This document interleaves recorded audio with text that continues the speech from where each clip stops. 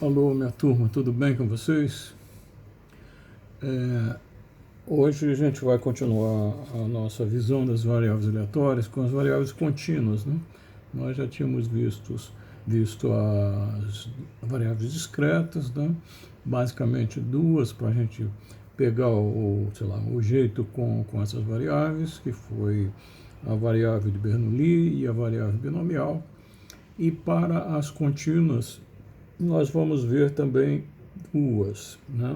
Uma para a gente conseguir transmitir alguns conceitos da teoria, né, sobre as variáveis contínuas, e uma variável bastante importante que é a variável normal, né, a distribuição normal. Essa distribuição normal vai ficar para o próximo vídeo, porque a gente vai fazer uma ideia completa dela, tá ok? E ela vai ser importante porque toda a parte de comparação entre dados de grupos, né, variáveis contínuas entre grupos e tal, a gente tem toda uma teoria da normal que nos permite, vamos dizer, decidir se essas variáveis se diferem uma da outra ou não. Tá? Então essa basicamente é a ideia. Então hoje a gente vai introduzir alguns conceitos da parte de variável então aleatória contínua, ok? Bom, então, em princípio, uma variável aleatória, ela é contínua quando o seu domínio, ou seja, o espaço de resultados dela, o espaço amostral dela, etc., é um conjunto contínuo. Simples, né? Ser contínuo significa que ele apresenta infinitos resultados possíveis, ok? Não é mais igual era na discreta, que você tinha uma quantidade finita, eventualmente enumerável, de resultados. Agora não, entre dois resultados quaisquer, existem infinitos outros resultados. Tá? Então essa é a característica básica dela. Então, de modo semelhante às variáveis discretas, que devem satisfazer duas condições básicas, né? Uma delas é que cada resultado do espaço amostral tem uma probabilidade que vai de 0 até no máximo 1, quer dizer, um número qualquer dentro desse intervalo, né? E as probabilidades de todos os resultados do espaço amostral, você, se somar essas probabilidades todas, você vai alcançar o valor 1, ok?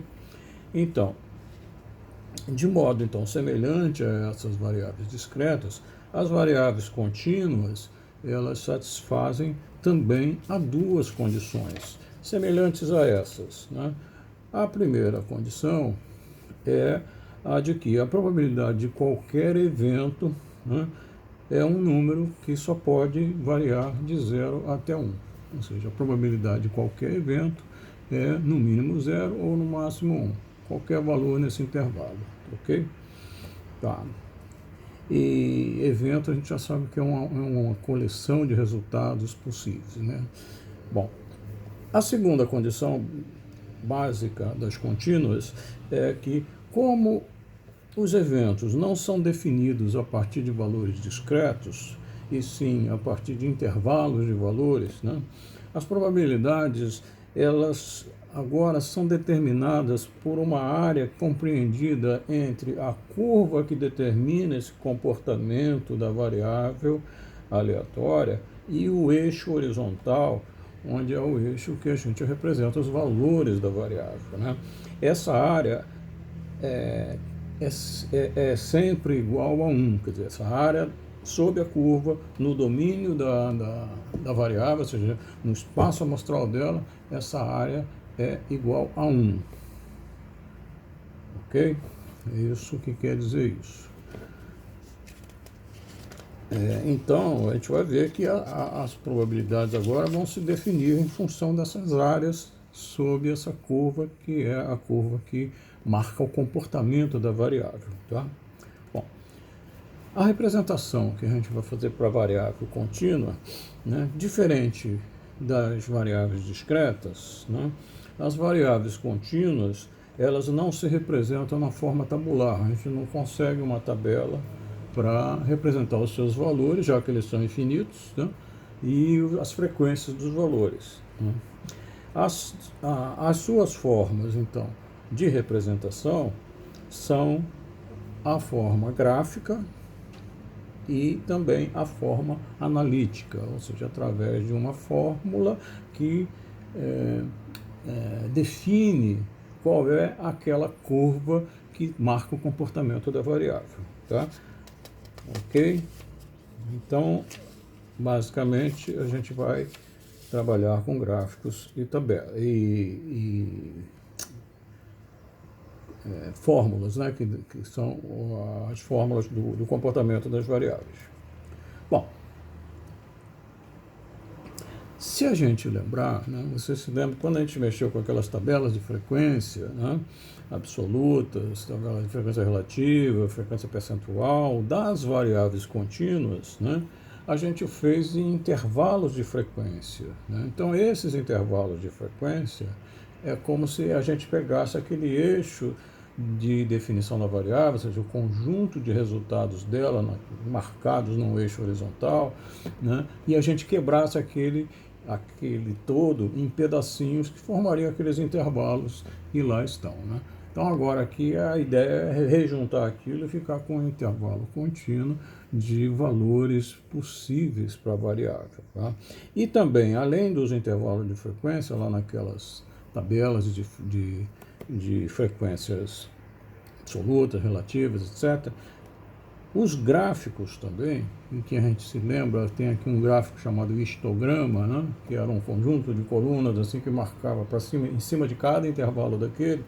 Então, aquela silhueta, né, superior do gráfico, ela te dava uma ideia, né, um insight de como é que seria essa curva da função que marcaria a função de probabilidade da variável, tá?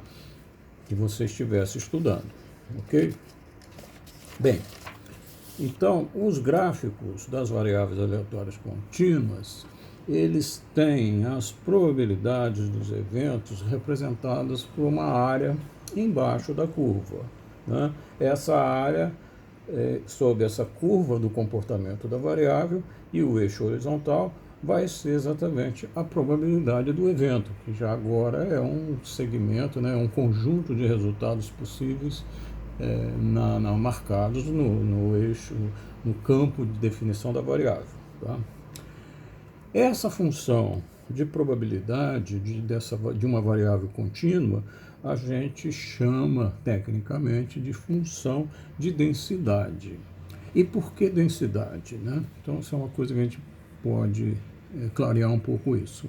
Vocês se lembram que, no caso das variáveis discretas, a gente tinha o espaço amostral como sendo valores discretos. Era um conjunto, ou era finito, ou era enumerável, né? Então, e aquele conjunto todo, ou seja, aquele evento que seria o espaço amostral da variável, aquilo ali tinha uma probabilidade igual a 1.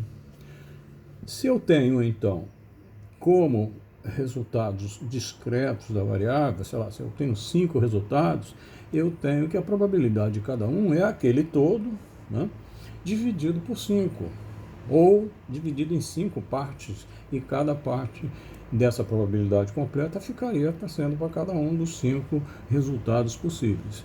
E assim, se fossem 10, 20, 100, seja lá quantos fossem, se for contínuo, você pega essa probabilidade completa, né, no caso das variáveis discretas, e divide, né, divide, pode não ser igualmente, mas você divide de tal forma que cada um desses pontos tem um pedacinho disso, que somados vai dar igual a 1, tá? Que é a probabilidade toda do espaço amostral. Agora, no caso contínuo, ou seja, no espaço amostral contínuo, você tem infinitos resultados, né? Esses infinitos resultados, você pegar o todo igual a 1, você pegar assim 1 e dividir por infinitos, você não vai ficar com nada por cada um, ou seja, é como se ficasse com 0 de probabilidade para cada valor, né, desses valores infinitos. Então isso perde o sentido. É igual, mais ou menos, uma ideia assim, quando a gente tem uma noite de lua, assim, que tem uma nuvem, às vezes a nuvem passa em frente da lua, né, se interpõe entre a gente e a lua, você sente que tem alguns trechos em que ela vai ficando assim, meio translúcida, e depois ela vai até que tem uma hora que ela fica tão densa, ou seja, existem tantas partículas d'água ali naquela região, que ela simplesmente oculta a Lua, quer dizer, você não consegue ver o outro lado em função da grande quantidade de partículas de água que você encontra ali. E em outros fases, ou seja, nas pontas, etc., dela, essa coisa vai rarefazendo, essas gotículas d'água vão rarefazendo, né? Vai diminuindo a densidade dessas gotículas, e aí ela passa então a ficar translúcida, até que no momento onde não tenha mais nuvem, você tem a translucidez completa, ou seja, não há a densidade é nula no caso, tá?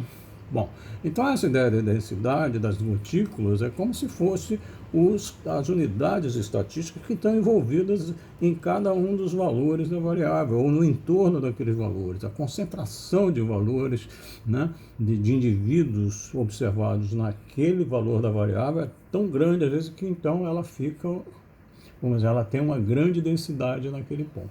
Tá? Nos outros pontos mais rarefeitos de casos, né, você então vai ter menos densidade aí. E essa densidade é marcada por essa curva de definição da função de densidade da variável aleatória. Tá? Então, essa função de densidade, né, vamos dar um exemplo agora aí, né? Suponha então que uma variável aleatória x, cujo espaço de resultados seja o conjunto dos números reais, né, maiores ou iguais a zero, ou seja, de zero para infinito, ou seja, o espaço amostral ômega é igual ao conjunto que vai desde o zero até infinito, né? E a gente representa dessa forma aí. E a função de densidade, supondo, né, que a função de densidade e probabilidade que a gente vai representar por esse f minúsculo de x na variável x maiúscula, né, a função de densidade da variável x nesse ponto x, né, que é um valor real, né, é qualquer valor, mesmo que ele esteja fora do espaço amostral da variável, mas ele é um valor real qualquer, né? Então, suponha que essa função de densidade, né, essa função do comportamento da variável, essa função de densidade e probabilidade tenha o seguinte aspecto. Tá? Então, ela é marcada, quer dizer, ela só está definida do zero para frente, né? Então, pode começar no zero e ir para infinito. E aí você tem essa curva aqui como sendo a função de densidade da variável x. Tá? Aqui é o eixo da variável x, onde tem os valores dele, e é o eixo real. Quer dizer, tá? Então, esse eixo horizontal vai marcar exatamente a densidade de cada ponto desse da variável x aqui no eixo. Cada ponto desse, se você levantar até a curva e levar até lá o eixo vertical, você vai ver o valor da densidade de probabilidade naquele ponto. Tá? É essa a ideia básica que nós temos com a função de densidade. Né? Ainda no exemplo, suponha que você precise determinar a probabilidade da variável x se encontrar entre dois valores da variável x, né? Ou seja, entre dois valores do eixo horizontal, x1 e x2. Tá? Então, a gente está precisando de encontrar a probabilidade da variável x estar entre x1 e x2. Tá? Isso é o que a gente precisa encontrar. Né? Ou seja, aquela curva, você então tem os dois valores x1 e x2 aqui no eixo da variável, no eixo de definição da variável, e você precisa então encontrar qual é a probabilidade de, observando a variável, ela te dê um valor que esteja entre esses dois valores, x1 e x2. Ok? Bom, conforme a gente tinha dito, aqui não dá para somar essas probabilidades, porque aqui as alturas não são mais probabilidades, são densidades de probabilidade. Então aí entra toda uma história da matemática, do cálculo integral, que é para a gente integrar esta curva entre esses dois pontos. Integrar essa curva entre esses dois pontos é encontrar qual é a área que está em cima desse intervalo até no máximo a curva, ok? Então, eu preciso encontrar essa área, tá? Que é essa parte cinzenta que a gente colocou aí.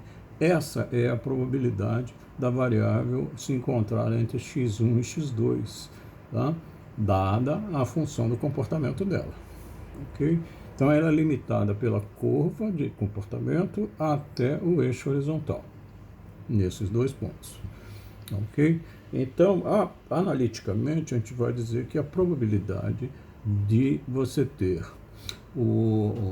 a variável x entre x1 e x2, isso é igual aqui a integral que vai de x1 até x2 dessa função de x, que é a função de comportamento dela, a função de densidade dela, e esse dx aí, ela por conta do cálculo integral, ok? Então, isso vai gerar um número que é a área cinza aqui, que é o valor dessa área cinza. E esse valor da área cinza vai ser o resultado dessa probabilidade, ok? Então, usando os métodos lá da integral, né, do cálculo de integral, etc., você vai encontrar esse valor correspondente a essa área, ok? Bom, agora vamos imaginar o seguinte, que a gente precise da probabilidade da variável ser igual a x1, né? Ou seja, nessa, como é que eu diria, nessa representação, o valor x1 é um valor possível para acontecer na hora que você mede essa variável na realidade, né? Bom, esse valor x1, né, a função de densidade dele, né, na verdade, a altura, né, quando você levanta aqui, encontra a curva e leva lá para o eixo vertical, você vai achar um número. Esse número é a densidade de probabilidade no ponto x1, tá? Então, a questão aí é o seguinte, então isso aí é para a gente entender como é que eu encontro a densidade de probabilidade em algum ponto do espaço de resultado da variável, tá? Agora, se eu quiser saber a probabilidade da variável ser igual a esse valor x1, seja ele qual for, o número que for, então a gente aí tem a seguinte situação. Como no caso contínuo, você define a probabilidade através dessas áreas em cima desse ponto x1, quer dizer, até a curva, você não tem área nenhuma, você tem um filete aí de uma linha sem dimensão nenhuma, então não existe área. Então, o que a gente quer dizer com isso é que a área sob a curva, né, no ponto x1, essa área não existe área aí, né? Ela, na verdade, é como se fosse um filete que só tem altura e não tem espessura, tá? Ou seja, não existe área aí. Isso significa que a probabilidade vai ser nula, né? Mas isso não invalida que o valor x1 seja resultado observado, um resultado real da variável. Você pode ir lá e medir esse valor. Bom, é esse valor. Mas você querer olhar pela densidade e encontrar essa probabilidade, você vai ver que essa probabilidade no ponto é sempre nula, tá? Bom, essa variável, essa função de densidade, ela é, vamos dizer assim, a definidora da variável, porque ela diz qual é o comportamento que essa variável assume, dados os valores do seu espaço amostral e dada o comportamento da curva, ok? Bom, além dessa função de densidade, de probabilidade, né, a gente tem uma outra função para as variáveis contínuas também bastante importante, tá? Então, além dessa função de densidade, existe uma outra função de muita importância no estudo dessas variáveis aleatórias. É a função de distribuição acumulada, que a gente resume assim por FDA, né? Ela é definida para qualquer número real, mesmo que não seja número do espaço amostral. É um número real qualquer, que pode ser desde menos infinito até mais infinito. Ok? Bom, e esse valor dessa variável, ela é definida nesses valores de x, que na verdade é definida no campo real. Esse aqui é o campo dos números reais, qualquer um deles. E, por definição, no cálculo diferencial integral, a gente tem que a função de distribuição acumulada, que a gente representa pela letra F maiúsculo, né?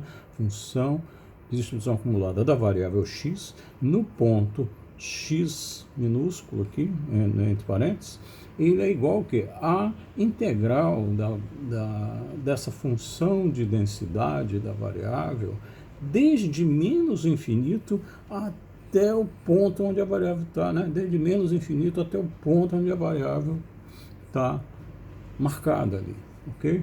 Para qualquer valor real, você tem então uma probabilidade desde menos infinito até ali. Essa é uma ideia de acumulação de probabilidade. Se você se lembra quando a gente trabalhava aquelas distribuições de frequência acumulada, é essa ideia aí que a gente tem com essa função de distribuição acumulada. Tá? Ok? Como ela é contínua, a variável é contínua, você define essa função de distribuição acumulada com valores que vêm desde infinito até o valor que você está considerando. Tá? Então, essas duas funções são essenciais para a gente resolver as questões de probabilidade, tá? Do comportamento dessa variável e calcular as coisas que a gente tem que calcular na teoria de probabilidade. Bom, alguns modelos de variável aleatória contínua são esses daí, né? Por exemplo, a variável com distribuição uniforme, né? Tem a variável com distribuição triangular, tem a distribuição normal, uma variável com distribuição normal, tem a variável com distribuição do Q quadrado e outras tantas mais, né? Ok? A gente vai trabalhar hoje com essa primeira, que é para a gente sentir como é que se trabalha com esses conceitos todos, tá? Então, a distribuição uniforme é uma variável, a gente representa ela dessa forma: x, til, u de uniforme, né? Ou seja, x, o til significa tem distribuição, né? Então, x tem distribuição uniforme, esse u, no intervalo de A até B, no intervalo numérico de A até B, né? Então, a variável x comporta-se segundo uma distribuição uniforme no intervalo entre os valores reais A e B. Tá? Esse é o campo de definição dela. Tá? É o espaço amostral dela. Podíamos falar de outra maneira, dizendo que, x tem distribuição, tem função de densidade constante, já que ela é uniforme, né? Tem distribuição constante no intervalo AB. Isso mais ou menos equivale com aquela ideia do dado. Se lembra que o dado, se for honesto, os 6 resultados, todos eles têm a mesma probabilidade de 1/6, né? Então é uma distribuição uniforme no caso da contínua, tá? Aqui no caso da discreta. No caso da contínua, a gente então imagina essa função uniforme, tá? Bem, um exemplo dessa distribuição uniforme, vamos fazer o seguinte, ó. O exemplo é esse. Imagina que a gente tem uma reunião virtual do Google Meet e ela está marcada para ser realizada de 8 horas da manhã até as 10 horas da manhã, tá? O horário de encerramento da reunião, ele está marcado para terminar entre 9h30 e 10 horas. Quer dizer, ela não precisa demorar 2 horas, mas vai demorar pelo menos 1h30 e a partir daí ela pode acabar a qualquer momento, tá? Um dado profissional, ele tem trabalhado até muito tarde, etc., e em geral tem acordado de uma forma irregular pela manhã. Ao dormir, ele esquece, inclusive, de colocar o despertador para acordá-lo. Ou seja, ele vai acordar por ele mesmo em algum momento, tá? Então, se esse aluno conseguir entrar no Google Meet até as 9h48, qual é a probabilidade de que ele ainda consiga entrar na reunião antes do seu encerramento? Entendeu? Ela pode acabar de uma forma uniforme, em qualquer momento de 9h30 até as 10 horas. Tá?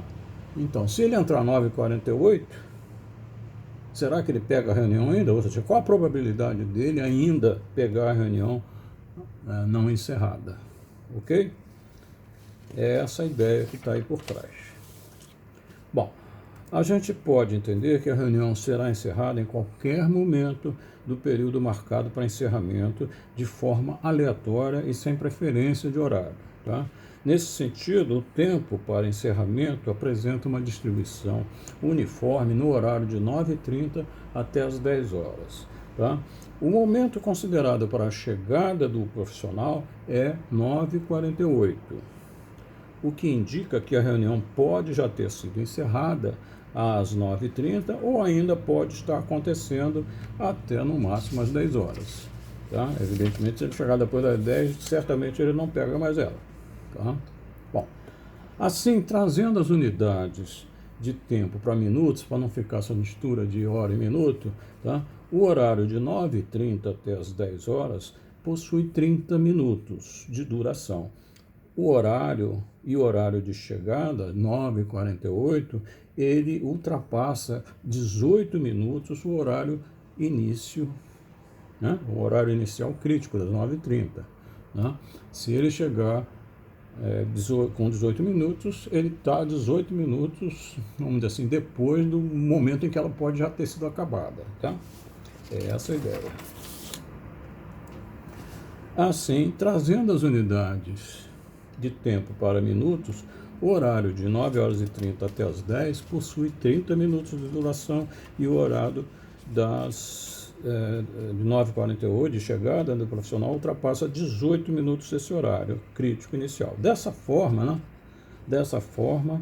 a variável aleatória x, que é o instante do encerramento da reunião, se comporta como uma função com uma distribuição uniforme no período de 0 a 30 minutos, ou seja, x tem distribuição uniforme no intervalo de 0 a 30 minutos. É isso que está escrito aí. Tá?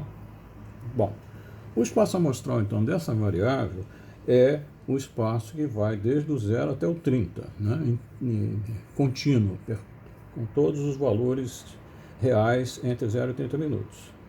Ou também a gente pode escrever isso dessa forma aí, quer dizer, ômega é o conjunto dos valores x, né, tal que o x esteja de 0 até 30. 0 menor ou igual a x, menor ou igual a 30.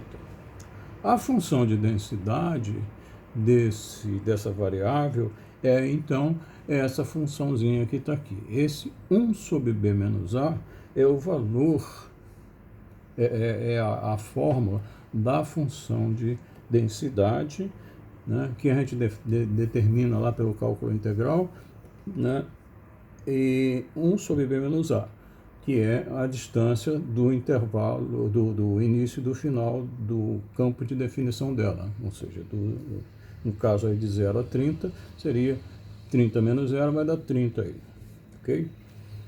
E se for fora desse intervalo, de 0 a 30, qualquer valor fora desse intervalo, ela vai ser igual a 0. Tá? Aqui. Bom, isso quer dizer, no nosso caso específico dessa reunião, que a função de densidade é igual a 1 sobre 30, no intervalo que vai de 0 a 30 minutos. Ok? Fora disso, ela é 0. E isso pode ser visto através dessa forma, desse gráfico, né? De 0 a 30, aqui, ela tem 1 sobre 30, ou seja, 1/30 de densidade. É constante, é uniforme, né? E quando chegar lá no 30, isso aí zero, cai para 0. Né? Depois do 30 é igual a 0. Tá? Isso que quer dizer a forma analítica, né, dessa distribuição e a forma gráfica dela. Bem, o que a gente deseja? A gente quer saber qual a probabilidade do momento da reunião ser maior do que 18 minutos, do encerramento da reunião ser maior ou igual a 18 minutos. É essa a probabilidade que a gente precisa. Se for maior ou igual a 18 minutos, a pessoa consegue assistir alguma coisa dela. Tá? Isso, então, vai corresponder a essa área cinzenta aqui, achurada. Tá? Essa área cinzenta é a área embaixo da curva em que a reunião pode ainda estar durando. Tá? Que vai dos 18 minutos, né? 18 minutos a 30. Então, a probabilidade dessa pessoa, desse profissional, assistir ainda a reunião é ele se encontrar de 0 a 30 aqui. Tá? Com a probabilidade de todo espaço amostral é igual a 1, né? A probabilidade que vai de 18 a 30 é igual à probabilidade total, né? Que é 1, menos a probabilidade que vai de 0 a 18. Isso é, a probabilidade de ser de 18 a 30 é igual a 1 menos a que vai de 0 a 18, tá? Que vai ser exatamente essa área chureada aí. Bom, a área que vai de 0 a 18, embaixo da curva, no caso da reta, né? No caso a curva aí não é curva, é uma reta, né? De densidade, é a área do retângulo cuja base tem um comprimento igual a 18, ou seja, 18, esse comprimento aqui é 18, né?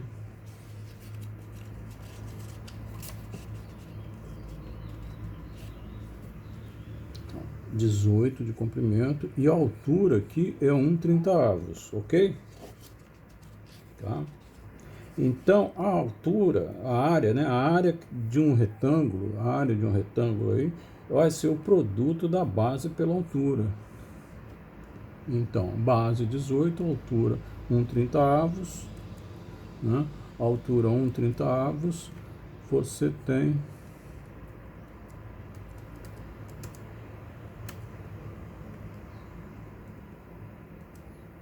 a altura 1/30, você vai ter exatamente o que? 18 por 30. 18 por 30 dá 0,6. Essa é a probabilidade dessa variável estar entre 0 e 18, mas o que a gente quer é de 18 para frente. Então, tem que pegar o todo, essa área integral aqui, que é 1, e subtrair dela isso que vai do 18 ao 30. Tá? Então, esse 18 ao 30, isso vai ser essa probabilidade 1, tirando essa parte branca aqui. Eu vou ficar só com essa parte, né? E então 1 menos 0,6 vai ser igual a 0,4. Ok? Essa é a probabilidade da pessoa conseguir assistir ainda a reunião quando chegar lá. Graficamente, a gente tem a distribuição uniforme, pode me dar assim, a função de distribuição acumulada de f de x, né?